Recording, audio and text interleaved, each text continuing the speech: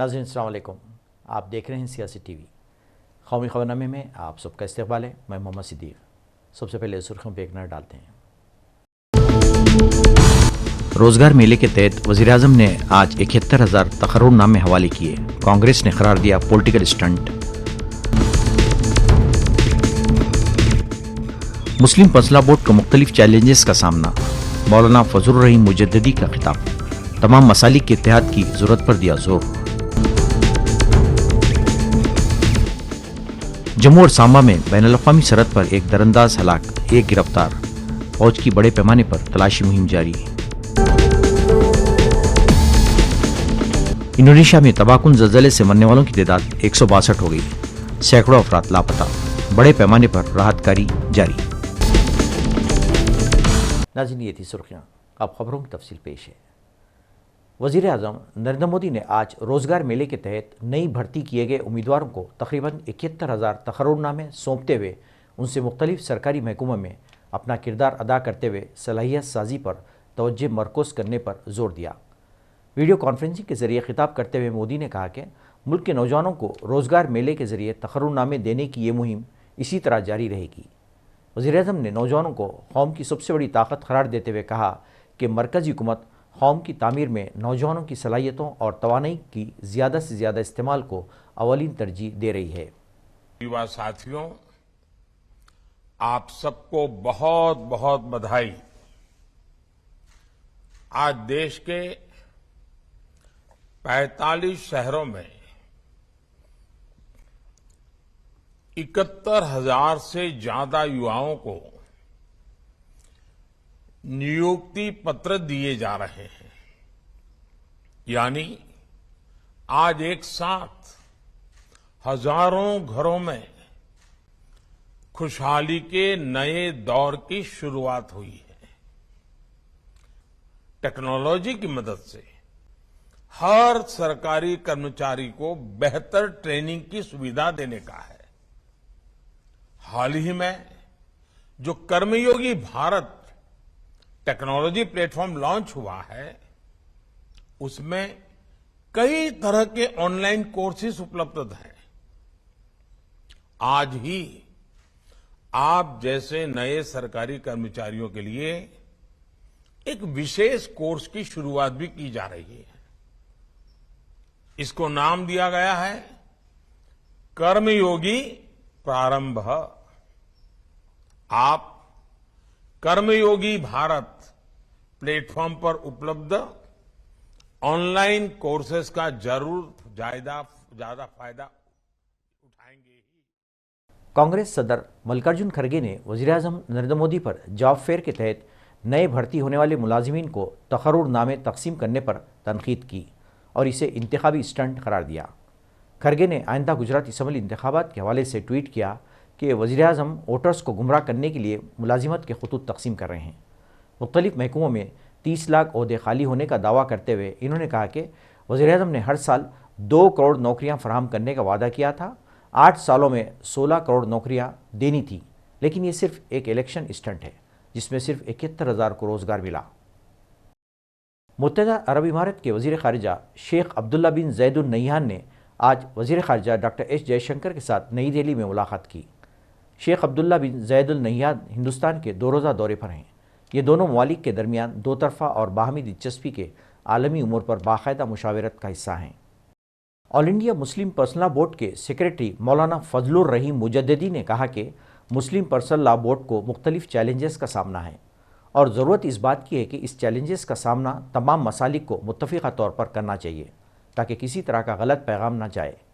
ये बात इन्होंने मुस्लिम पर्सनल लॉ बोर्ड के एक शोबे तफ़हीम शरिया कमेटी की जानिब से मुनक़िदा एक रोज़ा वर्कशॉप में कही।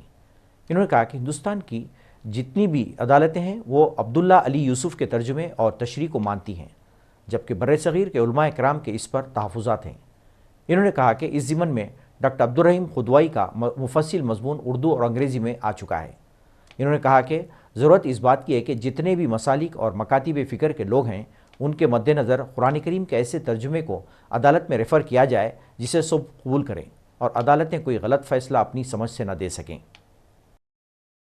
एयर सुविधा पोर्टल पर सेल्फ डिक्लेरेशन फॉर्म, जिसे हिंदुस्तान आने वाले बैनुल-अक़वामी मुसाफिरों की जानिब से पूर्ण किया जाना लाजमी करार दिया गया था, गुज़िश्ता रोज़ शहरी हवाबाजी की वजारत की तरफ से जारी करदा एक नोटिफिकेशन के बाद बंद कर दिया गया है। इस फैसले पर मुसाफिरीन ने इत्मीनान का इजहार किया है। कोरोना की वबा के दौरान इस फॉर्म की भर्ती को लाजमी करार दिया गया था। बैरूनी मुल्कों से आने वाले मुसाफिरों ने इस फैसले पर अपने इत्मीनान का इजहार करते हुए कहा, सफ़र अब खदरे आसान हो गया है। ट्रैवल पे भरने पर उसमें आपको नेगेटिव रिपोर्ट दिखानी होती है, कोविड के बारे में जानकारी देनी होती है कि आप कितने स्वस्थ हैं। आज से वो बंद हो गया, तो उसको कैसे देखते हैं, कितना अच्छा मान है? नहीं, पहले से अब बहुत ज़्यादा अच्छा हो गया। अभी जो भी सुविधाएं रही हैं, जो भी कोविड का वो ख़त्म हो गया, धीरे धीरे सब बंद हो गया। ज़्यादा कोई पेपर वर्क ज़्यादा वो नहीं मांग रहे कुछ भी, कि पहले जो रिपोर्ट मांगते थे कि रिपोर्ट दो अपनी, तो रिपोर्ट दिखानी पड़ती है, वो सब बंद हो गया। होती हैं कोविड वैक्सीनेट आप हैं या नहीं है, या फिर आपके पास नेगेटिव या पॉजिटिव रिपोर्ट होती है, तो आज से वो इंडियन गवर्नमेंट ने बंद कर दिया, वो आपको नहीं दिखाना हो, तो कितना अच्छा मानते हैं, ट्रैवल और ईजी हो गया है, क्या कहना चाहेंगे?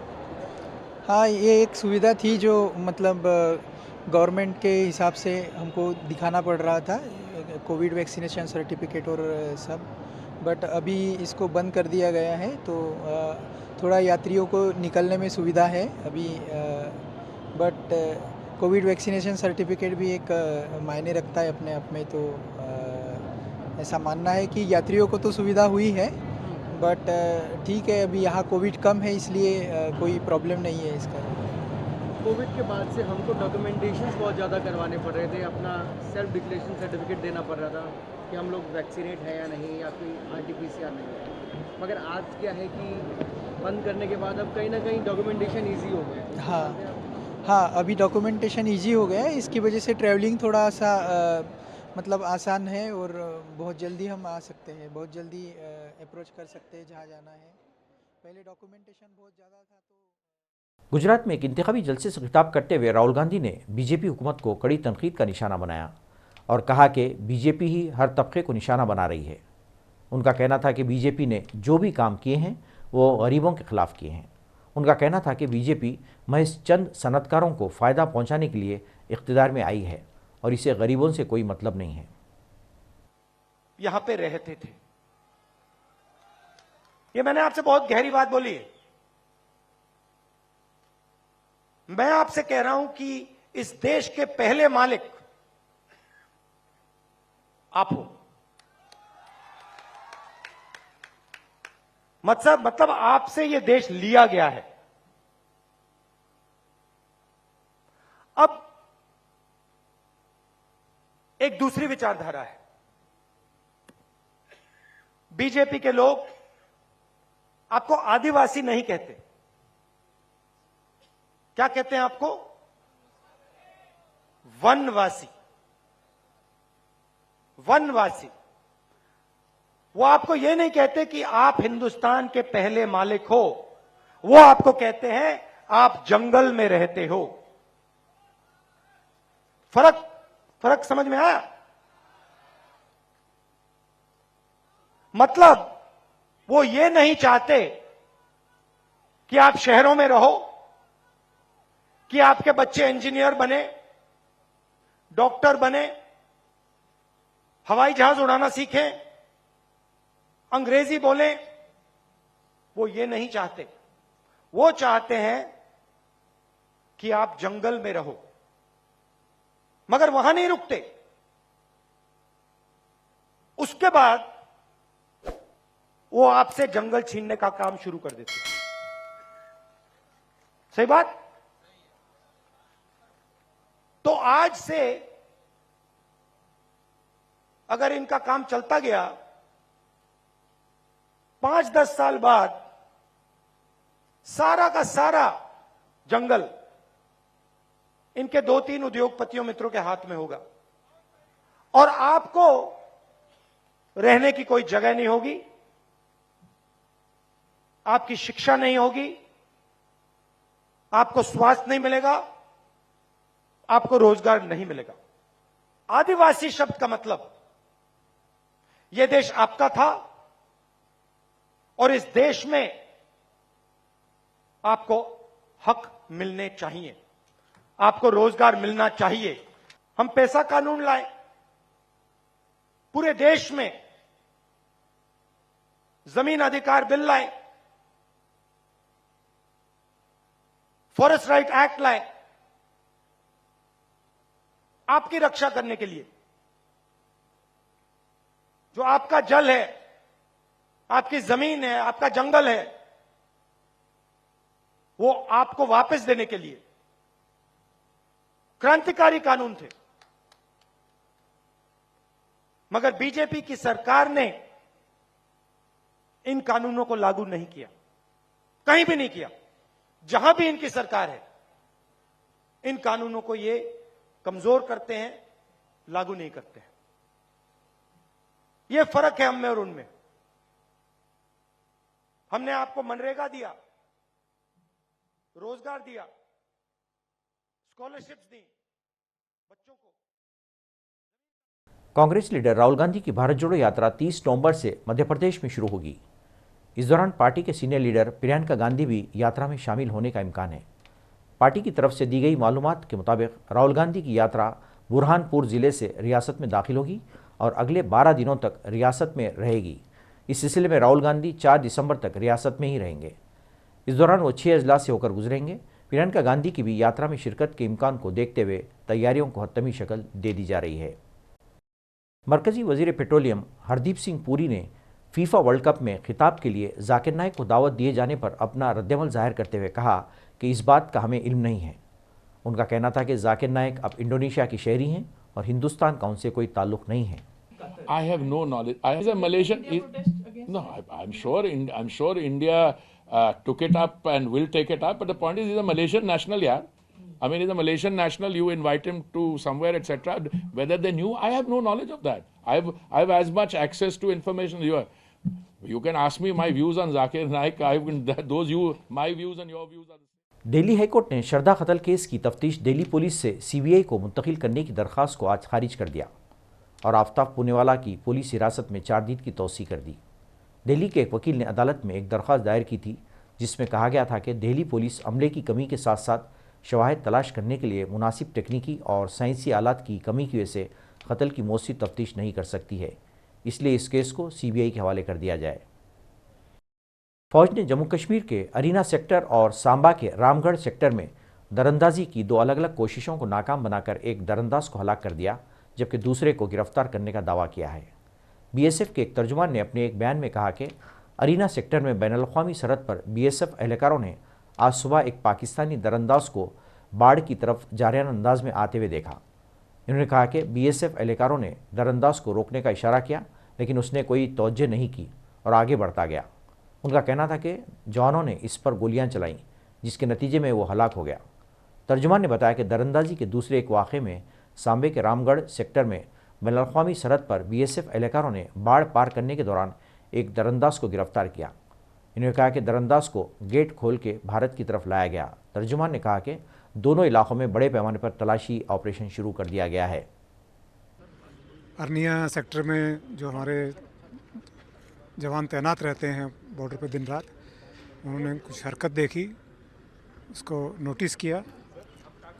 जब वो इंडियन टेरिटरी में दाखिल हुआ तो उसको चैलेंज किया गया, लेकिन वो एग्रेसिवली आगे बढ़ा तो उसको जवाबी कार्रवाई में फायर किया गया और उसको घुसपैठिए को मार गिराया गया। दूसरी घटना में करीब सुबह 4:30 बजे एक मूवमेंट देखा गया, उसको भी चैलेंज किया गया। तो इस केस में वो रुक गया और उसने हाथ खड़े कर लिए, तो उसके बाद में उसके ऊपर फायर नहीं गिराया गया और उसको एप्रीहेंड कर लिया गया। तो ये दोनों जो इवेंट हैं ये दिखाते हैं कि सीमा पार से प्रयास जारी है और ये कुछ इस प्रकार का है कि वो बीच बीच में उनकी कोशिश रहती है कि कुछ गाइड या कुछ आगे भेज के पता लगाया जाए कि पार हो सकते हैं या नहीं हो सकते हैं, उनकी अपनी प्लानिंग के हिसाब से। लेकिन मैं आप सबको और देशवासियों को अश्योर कर सकता हूं कि हम सीमा पर परिंदा को भी पर नहीं। इंडोनेशिया के मरकजी जजीरे जावा में पीर को आने वाले ज़लज़ले के नतीजे में मरने वालों की तादाद बढ़कर 162 हो गई है, जबकि 700 से ज़ायद ज़ख्मी हो गए हैं। मुतादिद अफराद ताहाल लापता हैं। ज़लज़ले के बाद होने वाली तबाही से मुकामी लोग खौफज़दा हैं। रिक्टर स्केल पर ज़लज़ले की शिद्दत 5.4 थी, मगर तकरीबन 25 झटकों ने इमारतों को हिला के रख दिया। सैकड़ों इमारतों को नुकसान पहुंचा है।